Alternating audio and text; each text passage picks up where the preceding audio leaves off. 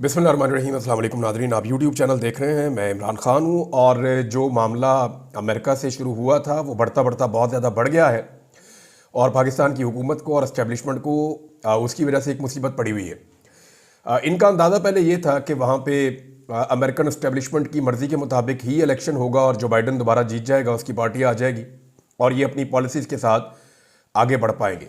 लेकिन मुसलमानों ने बहुत बड़ी तादाद में वोट डाला डोनाल्ड ट्रंप को वैसे भी एंटी एस्टेब्लिशमेंट वहाँ पे वोट पड़ा है और उसकी वजह से डोनाल्ड ट्रंप ने वो इलेक्शन जीत लिया।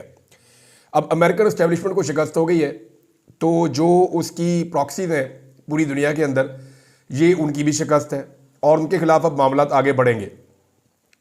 यूक्रेन को जाते जाते बहुत बड़ी मिकदार में हथियार देना चाहता है जो बाइडन या उनकी इंतज़ामिया। डोनाल्ड ट्रंप और उनके लोग इसके खिलाफ हैं। अब वो फौरी तौर पे ये हथियार पहुंचाना चाह रहे हैं, इमदाद देना चाह रहे हैं। इस हवाले से अमेरिका में एक अपोजिशन और हुकूमत के बीच में, या आप ये समझ लें डेमोक्रेट्स और रिपब्लिकन्स के बीच में, इस वक्त एक सर जंग जैसी कैफियत बनी हुई है। लेकिन पाकिस्तान को लेकर जो अमेरिका की आने वाली एडमिनिस्ट्रेशन है, ट्रंप की एडमिनिस्ट्रेशन है, उसके अज़ाइम बहुत क्लियर होते चले जा रहे हैं। यानी ट्रंप और उसकी टीम के हवाले से तमाम टीवी चैनल्स को पाकिस्तान में यह हदायत की गई है कि तमाम टीवी चैनल मोहतात रहें और ट्रंप की या उनकी टीम के किसी मेंबर की तज़हीक ना की जाए, कोई तज़हीक अवेद गुफ्तगू ना की जाए। अगर तो ये खबर दुरुस्त है और ये खबर मुख्तलिफ सोर्सेज से आई है और ये इस खबर के ऊपर अगर हुकूमत पाकिस्तान कायम रहती है और एस्टेब्लिशमेंट पाकिस्तान की कायम रहती है, तो फिर आपको सबूत इस तरह मिलेगा कि वो चंद नाम जिसे भर्ती किया गया हुकूमत के बाद हमायती लोग हैं, जिन्हें पाकिस्तान टेलीविज़न में भर्ती किया गया, अगर वो ट्रंप और उसकी आने वाली टीम के खिलाफ बात करना बंद कर देंगे तो फिर आपको आइडिया हो जाएगा कि वाकई में हुकूमत की ये पॉलिसी है। नाज़रीन, पहले पाकिस्तान के मीडिया में क्या चल रहा है, अमेरिका में किसी को इसका पता ही नहीं होता था। ना अमेरिका की हुकूमत की इस पर तवज्जो होती थी, ना वो कभी इस तरफ देखते थे। इतना इंपॉर्टेंट उनके लिए था भी नहीं। इवन पाकिस्तान भी उनके लिए इतना इंपॉर्टेंट नहीं है। हाँ, माजी में अपनी स्ट्रेटेजिक वैल्यू की वजह से अफगानिस्तान में उनके इंटरेस्ट या चाइना में उनके इंटरेस्ट, अभी तो इंडिया उनका एक ऐसा पार्टनर है जिससे वो बहुत सारा कुछ हासिल कर देते हैं खित्ते में। अफगानिस्तान और रशिया को लेकर और सेंट्रल एशिया को लेकर या ईरान को लेकर अमेरिका के जो इंटरेस्ट थे, उसकी वजह से पाकिस्तान बहुत इंपॉर्टेंस इख्तियार कर जाता था। लेकिन अभी सूरत हाल वैसी नहीं है और ट्रंप की दिलचस्पी कोई नई जंगें छेड़ने में है भी नहीं। तो पहले ये होता था कि पाकिस्तानी मीडिया में क्या चल रहा है, इस हवाले से अमेरिकन को बिल्कुल परवाह नहीं होती थी और ना उन्होंने कभी इस बारे में सोचा और इसका फ़ायदा पाकिस्तान के सियासतदान और हुकूमतें उठाती थी। हुकूमत ये करती थी कि अमेरिका में जाकर अमरीकी बयानियाँ, पाकिस्तान में आकर पाकिस्तानी बयानियाँ, यानी अवाम के सामने अमेरिका को गालियाँ देते थे और अमेरिका के सामने जाकर घुटने टेक देते थे। तो ये एक दोगली पॉलिसी चलती थी पाकिस्तानी सियासतदानों की जानिब से, जिसके ऊपर अमेरिकन अक्सर एतराज़ भी करते थे और वो रिपोर्टें यही लिखते थे कि पाकिस्तान हमेशा हमारे साथ डबल गेम खेलता है। पाकिस्तान के अंदर ये कुछ और होते हैं और अमेरिका जाकर हमारे सामने ये कुछ और बन जाते हैं। तो उसकी वजह से पाकिस्तान का एतबार भी नहीं होता था। इमरान खान साहब बड़े स्ट्रेट फॉरवर्ड आदमी हैं। वो अमेरिका में गए, उन्होंने उसी तरह उनकी बॉडी लैंग्वेज देख लें, बातचीत देख लें, तो वो क्लैरिटी थी उसमें। और पाकिस्तान में आए तो वहाँ पे भी उनकी क्लैरिटी थी। और ये इमरान खान साहब की ट्रेनिंग है ना। आप ये देखें कि जब अमेरिका ने पाकिस्तान के बैलिस्टिक मिसाइल सिस्टम को मदद फराहम करने वाली 4 कंपनियों के ऊपर पाबंदियाँ लगाई, तो हुकूमत से पहले पाकिस्तान तहरीक इंसाफ ने उसकी मजम्मत की है।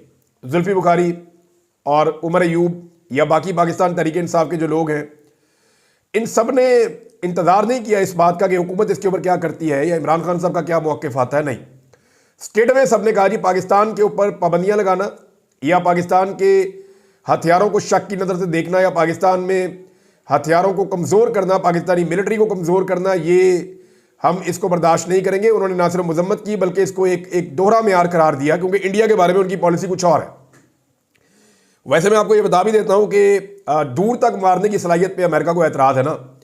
अभी उनकी कोई खबरें भी आ रही हैं कि जनाब पाकिस्तान के पास इतनी कैपेसिटी है कि जो खित्ते में अमरीकी मफादात हैं उनको हिट किया जा सकता है या अमेरिका के ऊपर भी पाकिस्तान अपने मिसाइल्स के साथ अटैक कर सकता है। अमेरिका और पाकिस्तान ऐसे हैं कि ग्लोब के 2 अलग अलग कोनों पे हैं। पाकिस्तान के पास इतना लॉन्ग रेंज तो कोई मिसाइल नहीं है जो जाकर अमेरिका में हिट कर दे। हाँ, लेकिन इस खित्ते में अमेरिका जहाँ पे मौजूद है वहाँ पे पाकिस्तान तक का मिसाइल पहुँच सकता है। यानी इस रीजन में जहाँ अमेरिका के बैरी बेड़े हैं या कुछ और है, तो वो उस हिसाब से अगर वो खबर कह रहे हैं तो वो तो बात ठीक है उनकी कि वो पाकिस्तान की एक्सेस में आ सकता है। पाकिस्तान अगर अपने मिसाइल प्रोग्राम को ऐसे ही कंटिन्यू रखता है तो लेकिन असल मामला क्या है? असल मामला है इसराइल का। पाकिस्तान अगर लॉन्ग रेंज वेपन्स अपने बनाता रहता है तो इसराइल खतरे में आ जाता है, और इसराइल कभी नहीं चाहेगा कि वो पाकिस्तानी रेंज का शिकार हो जाए।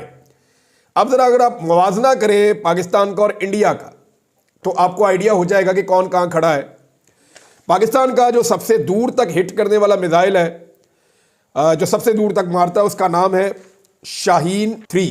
ये शाहीन 3 सबसे दूर तक मारता है। इसकी जो रेंज है मैक्सिमम वो है 2750 किलोमीटर, यानी 2750 किलोमीटर तक शाहीन 3 जो है वो हिट कर सकता है। और ये पाकिस्तान का वो हथियार है जो सबसे दूर तक बैलिस्टिक मिसाइल मारता है। इंडिया का जो हथियार है जो सबसे दूर तक हिट कर सकता है, उसका नाम है अग्नि 5। और अग्नि 5 की जो मैक्सिमम रेंज है वो 5000 से 5500 तक बताई जाती है, यानी 5000 तो कंफर्म रिपोर्ट्स हैं कि अग्नि 5 मारता है। पाकिस्तान से दुगनी इंडिया के पास कैपेसिटी है कि उनका मिसाइल पाकिस्तान से दुगनी रेंज तक जा सकता है वॉरहेड्स को लेकर। लेकिन इंडिया को अपने लिए खतरा नहीं समझता, ना इसराइल ना अमेरिका अपने मफादात के लिए खतरा समझता है। पाकिस्तान के बारे में एक ट्रस्ट डेफिसिट है, और पाकिस्तान को लेकर इसराइल और अमेरिका ये बड़े मोहतात रहते हैं। तो एक दोहरा म्यार है। हालांकि पाकिस्तान अमेरिका का नॉन नेटो इत्तेहादी भी है, लेकिन इसके बावजूद पाकिस्तान के ऊपर अमेरिका का ट्रस्ट नहीं है। और ये वजह पाकिस्तान के पॉलिटिशियंस है, पाकिस्तान की एस्टेब्लिशमेंट है, जिन्होंने कभी भी क्लैरिटी के साथ बात नहीं की, हमेशा धोखा देने की कोशिश की है। बहुत सारे अमेरिकन को यह लगता है, यानी हमें जहां अमेरिकन से बहुत सारे शिकवे और शिकायतें हैं, वहां उनको भी हमसे हैं। दूसरी जानी पाकिस्तान तहरीक इंसाफ ने फौरन इसकी मजम्मत की है, जबकि हुकूमत अभी सोच रही थी कि मजम्मत करनी है या नहीं करनी। ये फर्क है इमरान खान में और बाकी लीडरशिप में कि वो फायदा और नुकसान देखकर फैसला करते हैं, जबकि इमरान खान साहब पाकिस्तान का फायदा और नुकसान देखकर फैसला करते हैं, और उनके लोगों ने भी यही रविश अपनाई है।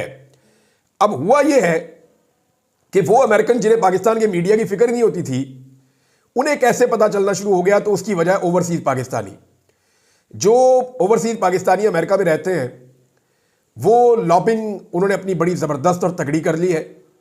कुछ पहले से ही इस काम में मुतहर्रिक थे, कुछ अब मुतहर्रिक हो गए हैं, और अब उन्हें पाकिस्तानी अवाम की और ओवरसीज पाकिस्तानियों की पूरी दुनिया से बड़ी तगड़ी सपोर्ट भी है। और वो खुल खुलाकर जो है वो पाकिस्तान के लिए लॉबिंग कर रहे हैं। और इस लॉबिंग का इस वक्त जो टारगेट है वो मौजूदा हुकूमत है।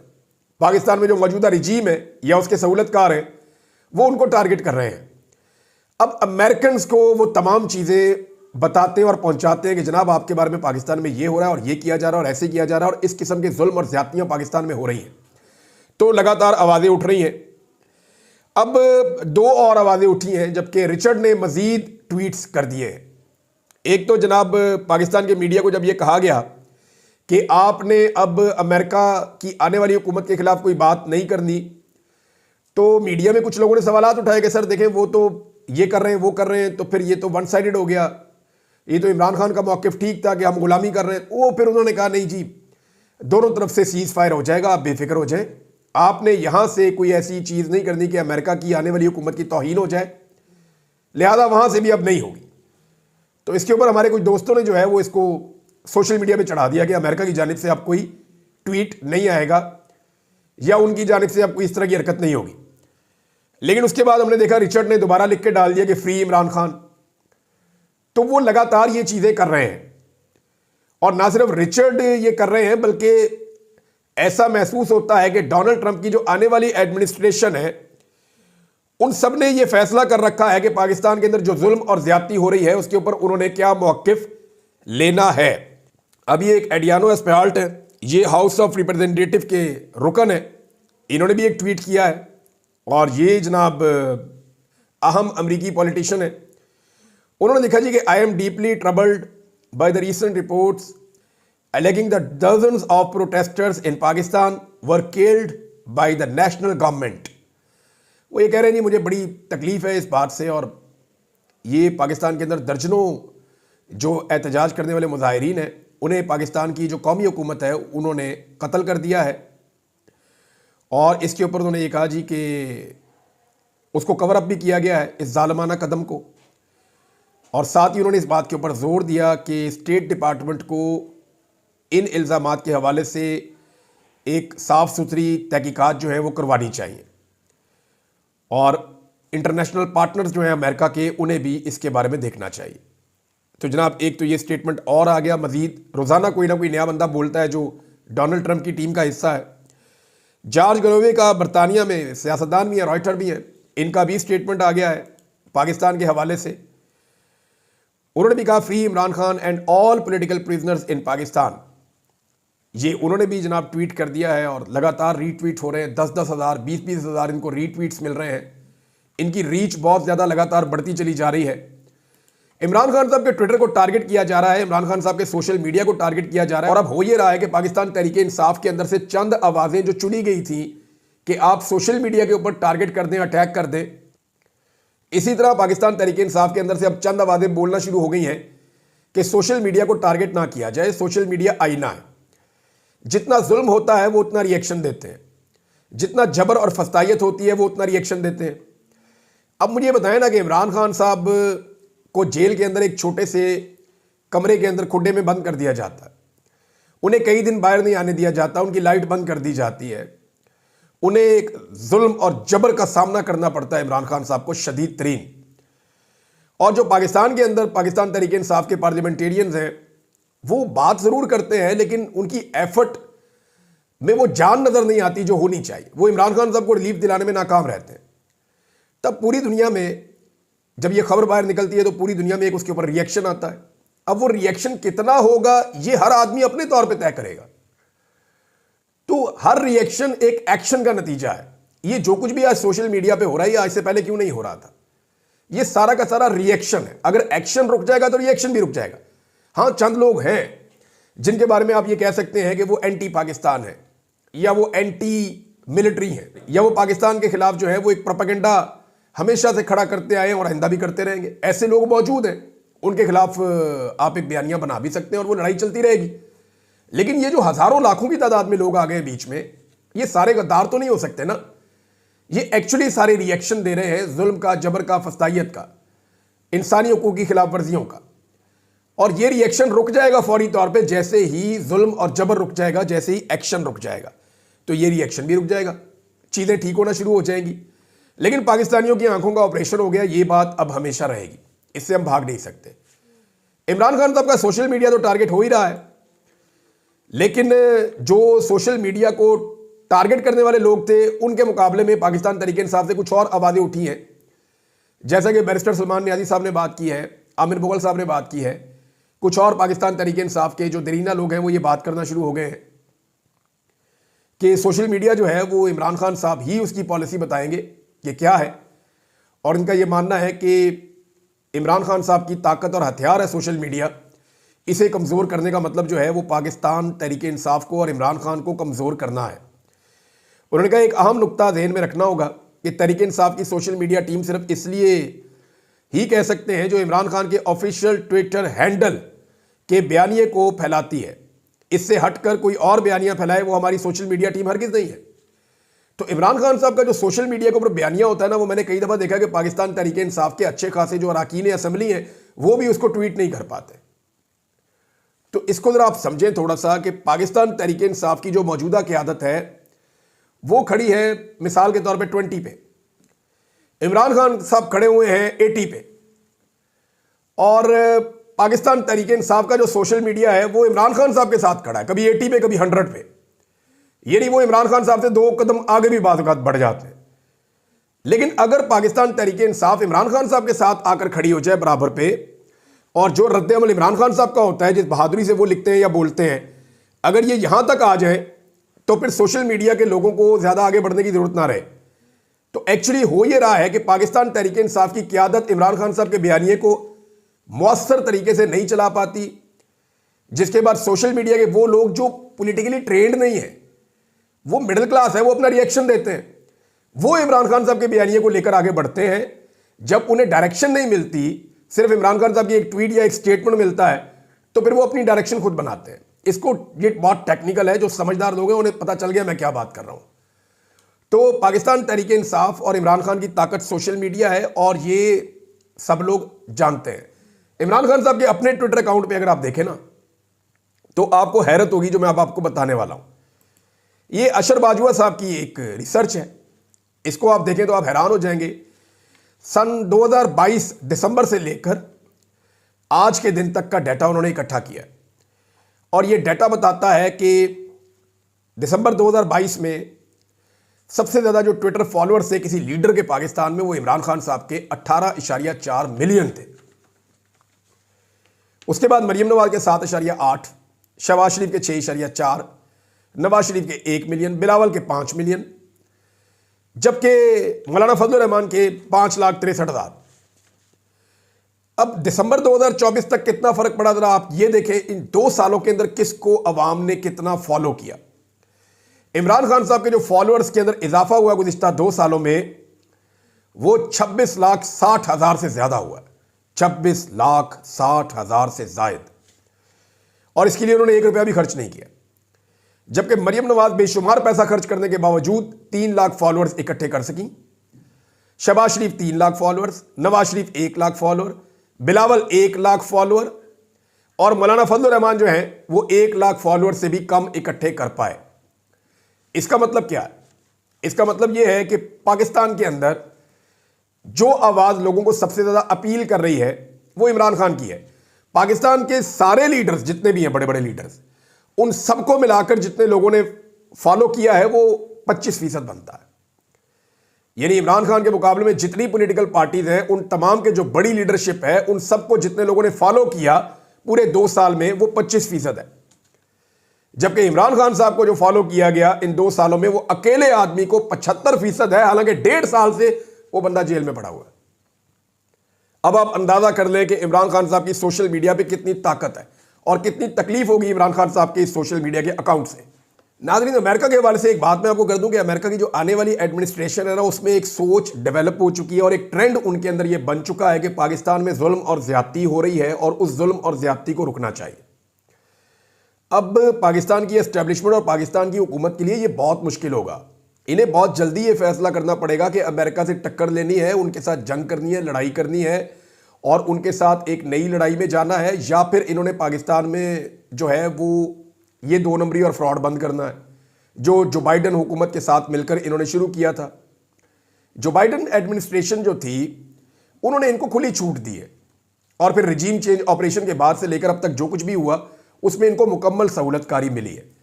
अब यह सहूलतकारी ठीक 1 महीने बाद बंद होने वाली है। तो क्या इसी पॉलिसी पर चलना है या अपनी पॉलिसी इन्होंने तब्दील करनी है? ये एक बड़ा अहम फैसला इनको करना पड़ेगा, क्योंकि डोनाल्ड ट्रंप और उनकी टीम तो ऐसा लगता है कि अपना फैसला कर चुकी है और वहां यह ट्रेंड बन चुका है कि पाकिस्तान में इमरान खान के साथ जो हो रहा है वो जुल्म है, मुल्क में होने वाली इंसानी हकूक़ की खिलाफ वर्जियाँ, डी चौक का कत्लेआम, ये सारी चीज़ें। और आने वाले दिनों में अमेरिका में, बरतानिया में और कनाडा में, इन 3 अहम मुल्कों में डी चौक के अंदर होने वाले कत्लेआम को लेकर बड़ी ही इंपॉर्टेंट डेवलपमेंट होने वाली है और यह डेवलपमेंट होगी क्रिसमस की छुट्टियों के बाद, डोनाल्ड ट्रंप के सदर बनने से पहले। ये मैं आपको बता रहा हूं और बहुत क्लियर खबर है ये, और ये आप होता हुआ देखेंगे, उस वक्त मैं आपको याद दिलाऊंगा।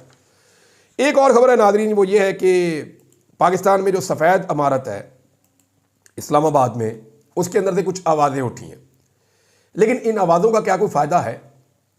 यानी 3 जज साहिबान हैं जिन्होंने बात की, जमाल मंदोखेल साहब ने, अतर मुल्ला साहब ने और शहजाद खान साहब ने, और ऐसा लगता है कि अदलिया भी भरी हुई है, लेकिन फ़ायदा कोई नहीं, क्योंकि 26वीं आईनी तरमीम के नतीजे में अदलिया को पूरी तरह कंट्रोल कर लिया गया है।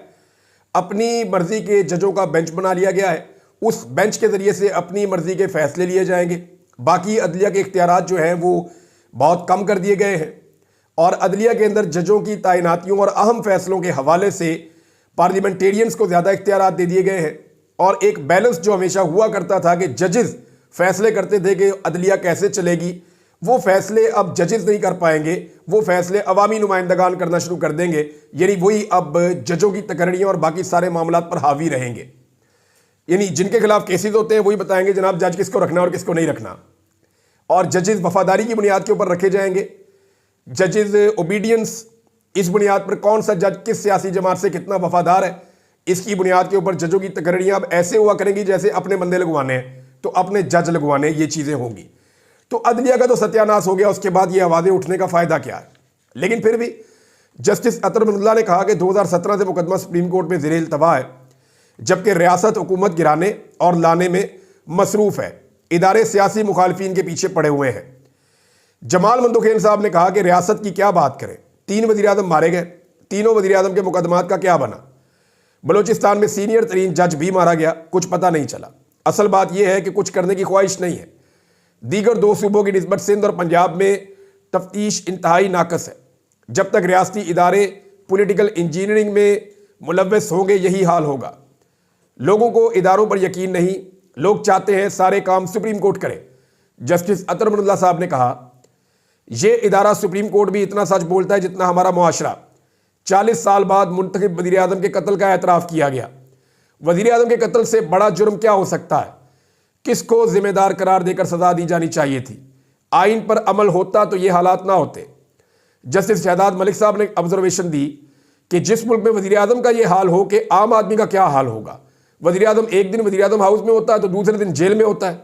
किसी को पता नहीं कि किसने कितनी देर वज़ीर आज़म रहना है। अब ये जजेस बोल रहे हैं, लेकिन ये जजेस तो वो हैं जो पहले भी बेचारे बोलते रहते थे। लेकिन अदलिया पे जैसा कंट्रोल इस हुकूमत ने किया है, सहूलतकारी के नतीजे में एमएनए इसको अगवा करके पकड़ के इसको मार, उसको चुक, उसके बच्चे उठा, उसकी बीवी उठा, उसकी बहू उठा, ये जो इन्होंने किया है, अदलिया भी अब पाकिस्तान में टुथलेस है और इंसाफ जो है उसकी कोई उम्मीद बाकी नहीं है। अगर इंसाफ चाहिए तो अदलिया को आज़ाद होना होगा। क्या ये अदलिया आज़ाद हो पाएगी? उसी के लिए सब कोशिश कर रहे हैं। अब तक के लिए इतने, अपना ख्याल रखिएगा, अपने इस चैनल का भी। अल्लाह हाफ़िज़।